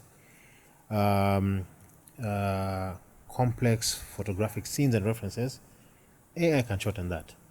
AI can make us complete the narratives in terms of imagination. I've got an idea in my mind that is amazing and beautiful and wonderful, but it exists on a different universe. AI can make me bring it here. In the universe, not be alien, it can be futuristic, but still be very African. AI, because of machine learning, gives us the data to again still be, fact-based. Our communication can be fact-based. So it's not like it's just amorphous and random. And then when you also look at the future, I feel that it's going to be a more level playing field. You've got your large corporations, and then you've got your medium ones, and you've got startups. The future, especially for Kenya, it shows a lot more promise in that space because you've got people with the same thinking, but operating on different budgets and different sizes and different platforms, but all objectively looking to win. Wow, thank you. Now, what would you say are 3 maybe key traits of an excellent creative director or a creative director that is impactful? For me, once you are a creative director is a much larger role than the title says. A creative director, first of all, by the time you arrive at a creative director, you must have been for a long time, and a long time is also relative, in the creative space. A creative director is supposed to be a creative thinker themselves, not only can they be able to come up with a beautiful creative idea, but you're able also to spot a creative idea. So sometimes even a good creative director is a person who can come up with an idea by themselves, but can also build a creative idea from their teammates. You can be able to see something and build it and make it large and bring scale to it from a creative point of view. Also, a creative director is supposed to at least have an idea on business implications of an idea. So you just don't do creativity for the sake of creativity. Is this idea addressing a problem? And is it addressing it in the best way possible using very, very good creative craft? And can this idea also transform the business? Because sometimes you can have a good idea, but it's not moving things off the shelf. I think it's also very important for you to empathize with the client and go like, I've got an idea. It's a beautiful idea, but you also make the clients go and grab those bars of soap, or take the sachet of something, or take this, that, the other. So that then means that you're not just thinking in isolation. You're thinking creatively. You think about the consumer and also think about the client. That's the second attribute. The third attribute for me, I think is also important, is you need to be switched on in terms of trends. You need to be always fresh. Your ideas need to be relevant. The ideas need to be very authentic. You need to be able to identify if something is something authentic, is something impactful. Is also is it inclusive? Is it factoring in? Is it gender blind? Is it upholding the integrity of we as a particular audience? Whether it be it culture, whether it be it certain societal values, etc., etc. So as a creative director, you can't just look at an idea and like it for the wowness of it. It's got to also have some depth to it, like the things that I'm talking about. That sense of inclusivity, that sense of cultural nuances, being able to, is it gender blind, all those aspects. You're supposed to also be able to identify that and then bring them onto the table. Finally, and this is not conclusive, is a creative director is also a people role. Because if you have been in the system and in the environment, understood all the creative processes, the branding and all the way to production, now as a creative director, you see yourself also in a people role. It's also a people role. So you need to be able to empathize and support a team that's either underneath you, or a team that's laterally to you, or a team that's also above you. And you also work in other departments. So there's a creative department, you've got a PR department, you've got digital and social media in there, you've got finance, you've got all these departments, they're coming into play. So as a creative director, you need to have a rough idea on how to communicate to all these people, harmoniously, and at the same time get the kind of outcome you're looking for. So people relationship and ability to communicate effectively amongst yourself and interdepartmental is very important. So a creative director is also a people role. So those for me are the four principal characteristics that make a good creative director. Wow, thank you for that. Now I'd just like us to just shift gears a little bit, because I know that in agency, part of the agency business is the client. Mm-hmm. Without the client, there's no work. Yes. So probably maybe from this conversation or from any other interaction in the marketplace, this business might decide to onboard an agency. What would be 3 recommendations for a client to consider when working with an agency? There's the expectation, but there's the reality that would help the client interact with them in a more fruitful way.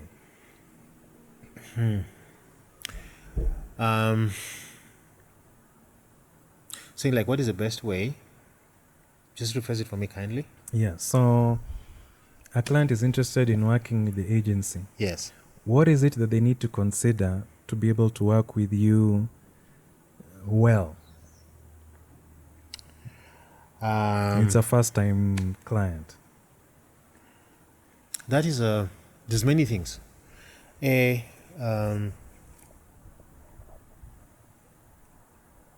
no for them to consider to work with us. It depends. Some of them are looking for people who've got the pedigree of doing good work. And that means, they look at your portfolio, they look at your history, they look at your past. There's some who, because it's one of the mandates to work with a well-known organization, so some of them will not go with like a startup, or they won't go with a small agency. And then some of them will be looking to they will come to you because it's gone through a competitive pitching process. So what happens is that the clients are now actually working with you because you have won that business based on merit. So clients like those, then, when you're pitching, it means you're gonna be putting like your best foot forward. And your best foot forward is like creativity is one of the components in there. Of course, then there's also the financial implications. And then there's also the many other bits and bobs in there. But I think I want to speak about creativity. So most clients, for them, is that for us, especially like where I work, many of them come to us because we've got a history of like doing, award-winning work. We've got a history of doing work that actually transforms businesses and makes business profitable. We've got also a history of churning out like very, very good resources, very, very good personnel, very amazing creative people. So that automatically puts us in good stead, for clients to come and work with us. And then also, sometimes some clients come and they look at our existing portfolio, and they look at it and they feel like this actually complements who they wanna work with. But I think also soft issues is that again, we're part of a very, very large, well-known network, and that also sometimes helps quite a bit, because it means that we can put a considerable amount of resources and collateral behind us. But it also means that if we feel like if we strongly feel that there's a part of business that is going to complement our portfolio, then we've got the ability to back that up based on on the other portfolio from our network. That can actually show that we've got the capability of able to handle this business.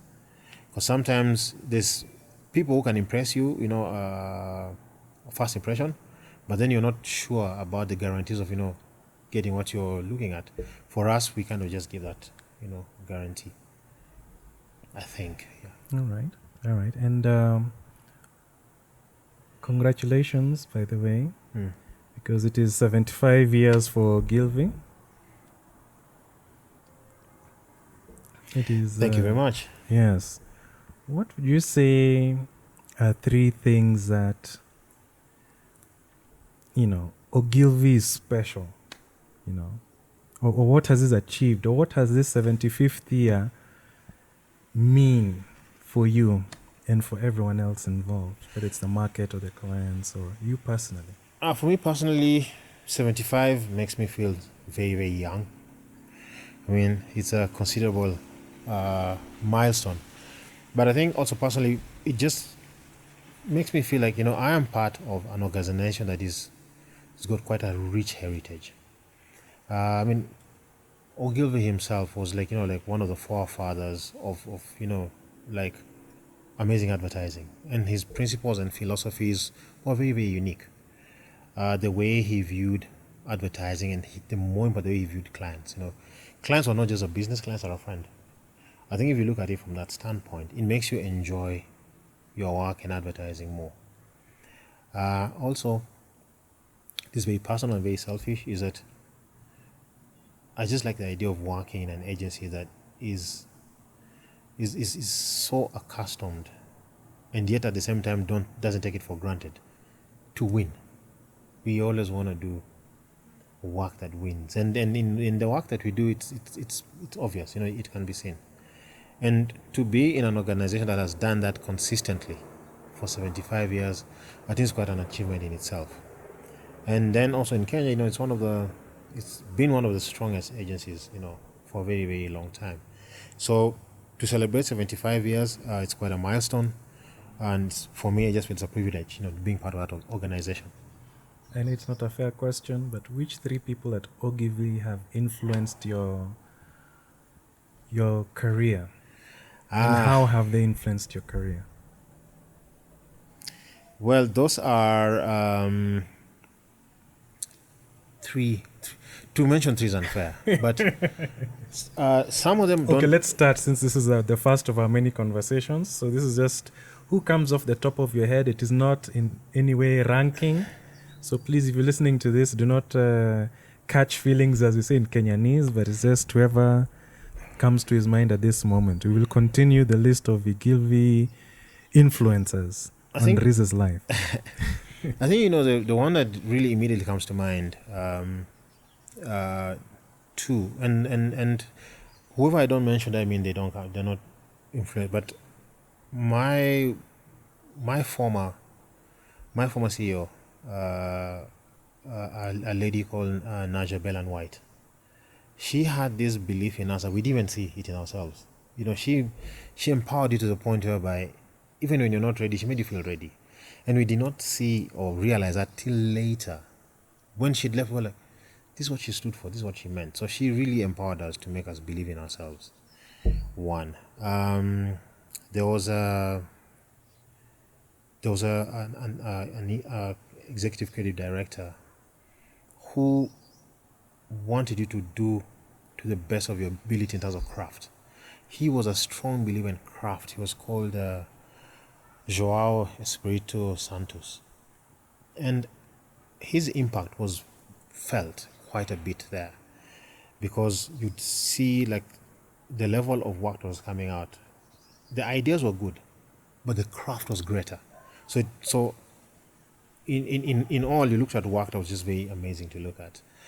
Then there were people who are not necessarily in the creative space, but also part of the leadership, and they were very supportive. You had people in the marketing departments, in the PR departments, that kind of gave you you felt like there's a lot of freedom to be who you wanted to be. But for me, it was too clear. Was Naja, then just Joao, and then there's my former colleagues. Again, these are the guys who I think like when we worked together, the synergy was so amazing, and they've hence left and pursued other interests.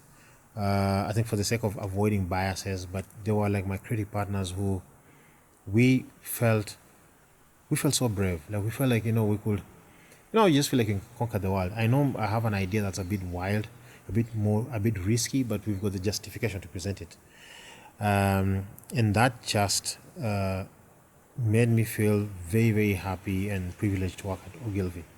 At the moment now, we've got a very good team, especially at the helm of the creative department. It kind of just gives you that kind of latitude, to spread your wings and to do a lot more creative work. And I think that has been seen, from the achievements of the past year or year and a half. But at the top is, those two, because I can freely mention them because they no longer work with us. But there's you can't mention any regular. I just feel right now, if you mention certain names that I have at the moment, I don't mention others, then it creates a sense of bias. But they know themselves. I mean, we've worked very well with them. Some above me, some below me, and a lot of the influence can be seen in the way I work. Right. But also, I think a mention is, I had a writing partner that I worked with for a very long time he's now hence left for a sister company. And it was my writing partner, Sam Wigai. I think he's very good because he became specialized at the Kenyan landscape. And that's not an easy thing to do. So when you look at his comms, like most of the Airtel ads that I was telling you about, he did this beautiful writing, and so he then did complement my craft, and together we had a very beautiful body of work. Notable mentions will be, Emuron, of course, Max and Gary. There's a bunch of other people in competing agencies. The late Farhan Mirza, I think he was a giant, on the landscape. A gentleman as well, and very, very amazing creative. And then there's a bunch of other people, who even if I don't mention their names directly, they know themselves. All right. What are 3 books that have influenced your life as a creative? One is a writer who fires my. I enjoy the sci-fi genre. So my favorite writer is Tad Williams, and there was a series of book called Otherland. When I first encountered that, it was way before we understood AI. But I think it's like he had already seen where we were going in this space, and he created these beautiful universes. But they're not just for the sake of the sci-fi aspect, but they were just the creativity behind what he did. Kind of made you. It's beautiful storytelling, and it's a beautiful world that he created. Kind of also, when you reference them, it kind of makes you feel like I wanna be able to write or think like that. Tad Williams. But sometimes again, as you keep on growing in your career and in life, I read a lot of John C. Maxwell, especially on leadership, because he is from a very, very long time ago, but his wisdom and references are still relevant even till now. He doesn't make it complicated. It makes it simple to understand, and it can be adapted anywhere. John C. Maxwell. The third one, I think it's unfair for me to talk to three, but I've come to like a lot of African authors, especially Chimamanda. Africana for me was just beautiful. It was very relevant, but also, it kind of made you have a lot of reference points. Those are three. But Notable mentions? Notable mentions is a gentleman called Ram Charan, but he's written as Ram Charan. He's an Indian, but he's a strategist. But the way he looked at strategy, and I first read him in 2010, it's so simple but so relevant. And he's the same guy who advised the Steve Jobs of this world and all the leaders of industry, the sage of Omaha, and he speaks to them in simple language. One way of him approaching is he'll ask you, like, what are your God-given gifts? So if you identify what your God-given gifts are, then how are you using them to further yourself? And from there, he builds an insight into you and then advises you how to move on strategically. And he was advising, large corporations, General Electric, Boeing, all these global. But his approach is simple. He doesn't wow you with complex words or complex theories. No. Good strategy is very clear, is very precise, and very concise. So I read a lot of his books. I didn't purposely read them with anything else in mind. I just liked the way he was thinking. I didn't know it was gonna be part of helping me think, moving forward. So Ram Charan, I read a lot of his books. And then what other book do I read? A lot of sci-fi, but I think I'll leave it at that. All right. Yeah. And music. Who are you listening to right now? Three songs or artists? I listen to all genres. It depends on my mood and what I'm working on. I listen to a lot of hip-hop, obviously, R&B, but now I'm really, really liking the renaissance of Africanness. So there's quite a lot of Amapiano in there. But before it even became a thing, years and years ago, I used to listen to Kwaito. So Kwaito was my thing. Any artists or names of songs that we can look for, Way back when in the early 2000s, I liked HHP, Hip Hop Mapantsula. It was like a Kwaito protagonist. Right now, I think there's so much sameness. I listen to them, I go like, oh, this sounds good, but it sounds like the other guy and the other guy. But I liked the older artists. And in the hip hop space and R&B space, believe it or not, I really, really like Chris Brown. He's a controversial character, but his music is very good. I listen to a lot of reggae. You want to feel a bit philosophical, and I listen to classic music, jazz, and who are your top on your reggae playlist? Obviously, Bob Marley, the older ones. Bob Marley, I like Bob Marley a lot. I like what his scions have done, Ziggy Marley and all this. I like them.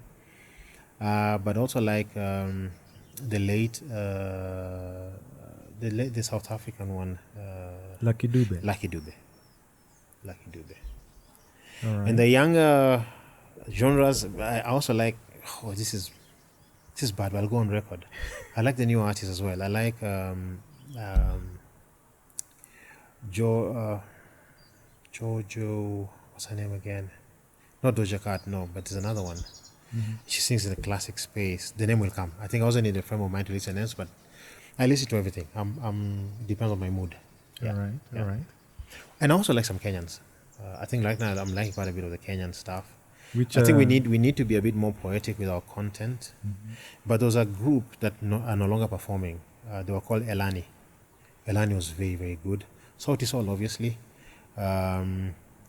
They need to diverse their content a bit more, but they're very good. They're very good representation of who we are. And also I like the other, he should go back again. P Unit, when they are with the Nonini, they should just go back again. Yes, Yeah. yes. Yeah. Well, Nonini, have you had that? Come back. Yeah. Fresher? All right. 3 movies or series that you've watched, whether it's now or this year, that are like recommend, must watch. Now I've got some movies that have stayed with me. Sure. I liked, there's one that was called The Usual Suspects. That was very deep, very nice, very well put together. I liked Inception, the one at Leonardo DiCaprio, because it kind of mirrors the kind of worlds that we're going into. I watched one, people misunderstood it quite a bit. It was called Tenet. As you can see, again, I'm in the sci-fi space. Yes, especially Nolan. Yeah, especially Nolan. But then I've got moments where I can also just go into some deeply introspective spaces. I don't have any particular. You mentioned 3, so I give you the 3. So for me, sci-fi is right at the beginning, but also locally, I've liked local productions. I think I've always been enamored with the Nairobi Half-Life, because I think that was very daring. When you look at when it was shot at that time, and it just showed a lot of promise. Sure. And I think we go on with, and then our production has improved quite a bit. So anything that is well put together as a sci-fi, I'll always go for it. Yeah. Wow. Who are 3 people you'd love to collaborate on a project with, and money, death, and distance are non-issue? You can collaborate with someone who's long gone to collaborate on a creative endeavor. Long Gone will be the first script director that I dealt with, and he was like very, very incredible. And he went too soon. It was called Andy Rock. I would like to collaborate with him. What was special about him? I mean, he was way older than us. He was very gruff, and he went in 1993. But he put together some of the most iconic ads. Like there was a Tasker ad that he designed, I think. And he wrote the songs and the idea and everything. And he was just new in Kenya. He's done like less than a year, and then he passed on. In fact, we said it was coincidental because it's called Andy Rock, but on his way to Narok, he hit a rock. So people say like Andy Rock hit a rock and died in Narok. But he was amazingly creative. He never saw us for our age or color or region, and he had this absolute belief in us. I'd like to do a collab with him. Quinton Harris, who I met this year, I mean, massively talented. He sees the world just as one beautiful organism with opportunity endlessly. That, says something about him. You said 3, which is unfair because I think I have a list of about 10. But for the sake of opportunity, Emuron Alemo, I think. I don't think we've even seen the limits of his capabilities. And then he's a very humble human being. He's very principled, he's very intense, he's very passionate about what he does. And he has got rules that are self-governing, that only he can play by them, because everybody else will just pretty much give up. He is totally and utterly consumed to advertising. Wow. What are 3 tenets of wisdom? Maybe you can just bestow us. Maybe this is chapter 1 from the life experiences of Rizz, just about whether it's life, career. Wisdom, I have none. I think wisdom is Insights or what you've seen about, or your observations. I know I've noticed you have very a lot of observations, and they're very awesome. I think wisdom is what people think of you, as opposed to you saying I have wisdom. Okay, correct. I think it will be an arrogance on my part to say I've got wisdom to impart.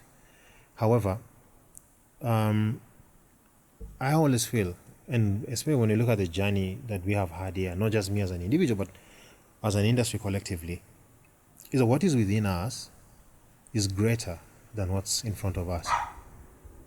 Because you see as yourself as, more Kenyan, or maybe African, or maybe, this continent. And then you meet people who see you like something a lot more. So then you got to develop a self-belief. What's within you is larger than what's in front of you. And the beauty about creativity is creativity is language blind, gender blind. It's blind to so many things because it's like music. We listen to these songs. I love Lingala music. I have no idea what they are saying, but the melody and everything put together, I just love it. I sing the hooks. Maybe I'm insulting somebody's relative, but oh my God, it's beautiful. And that's the thing. So just develop a self-belief in doing good work. And then also, just never give up. Never give up. Never give up. That's the sum total of my Rizzisms, if you can call them wisdom, and that's it. Wow, thank you for this first chapter in Rizzisms, where we get to speak with the creative director on a wonderful Christmas weekend where we're unpacking and unwinding. Thank you for inviting me and having me and sharing all these wonderful stories about the industry, yourself, and excited about the future of Kenyan agencies and storytelling. Thank you for your time, Rizz. Thank you. And I wanted to say I planted all this during COVID. Wow. There was nothing here, and I think for me it's one of my, apart from the awards, that's one of my accomplishments. I think we need to have a just special session for COVID skills people have activated during COVID. It was very therapeutic.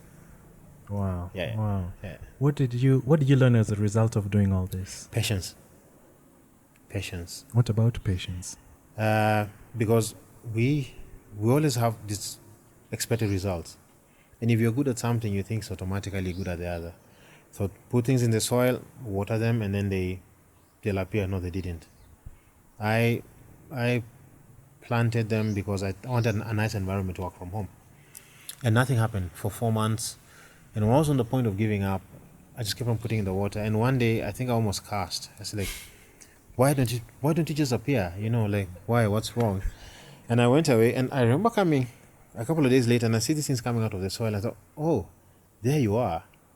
But unbeknownst to me, I was talking to plants.